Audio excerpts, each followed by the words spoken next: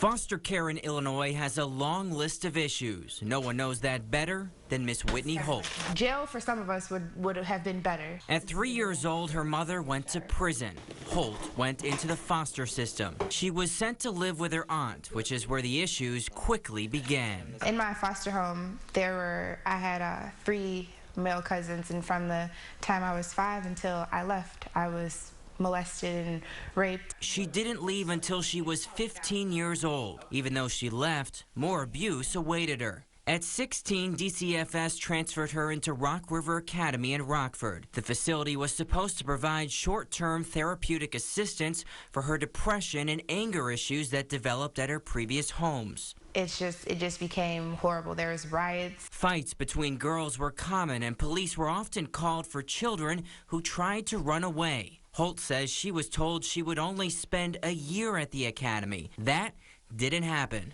Nobody got out in 12 months unless you ran away and you didn't get caught. She spent 2.5 years at the academy, leaving just a few years before the facility was shut down after allegations of physical and sexual abuse surfaced. It takes twice as long to move a kid to a permanent setting in Illinois than the national average. Illinois ranks last in the country for getting foster kids into a permanent home in a timely manner. It's horrifying because they don't know what to expect next except that they're going to be moved in. I was angry. I mean, why wouldn't you be angry? Like, you go from foster homes to group homes. Crystal Gall was told she would be at Rock River Academy for 60 days. Instead, she spent more than 2 years. If I wasn't told that I only had to do 60 days, I wouldn't have gone in the first place. George Sheldon took over as director of the Illinois Department of Children and Family Services in 2015. He's the 9th director in 5 years and says the agency was and still is in need of some major changes. The state, on its best day, is not a good parent.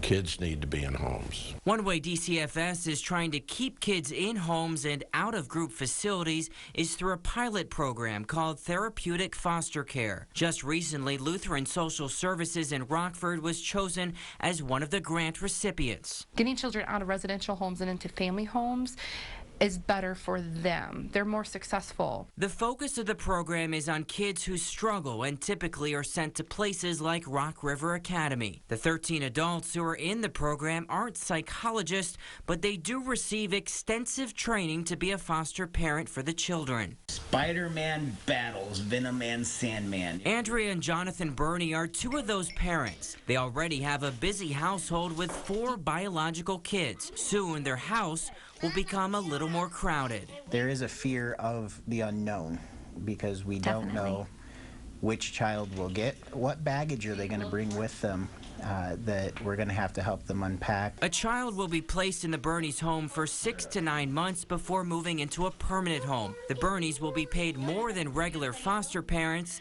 and will receive around-the-clock support from Lutheran Social Services. The hope is they will be able to provide the same therapeutic service, but in a more intimate setting. We can do a lot of good, and exciting to think about being able to mold the system just on a personal level from within our own home. My mom and dad and my daughter. Miss Whitney Holt says it's a step in the right direction, but she knows for the kids and the parents, it's not going to be easy. It might be hard at first, like it's not gonna be something that happens overnight. Kids are coming in here and a little iffy, like are your intentions good or your intentions bad? Holt's eyes are on the future. Now 25, she's well out of foster care, but she's not giving up on the system. Holt is just a few classes away from graduating college. Her major, psychology. Her dream job, to help fellow foster children. Now, in the past few years, 5 residential facilities have closed in Illinois. 44 remain open. Now, one of the other things DCFS says will reduce wait times for foster kids are more foster parents. There is a serious shortage in the state. If you're interested in getting more information about how you can become one, head to WREX.com for details.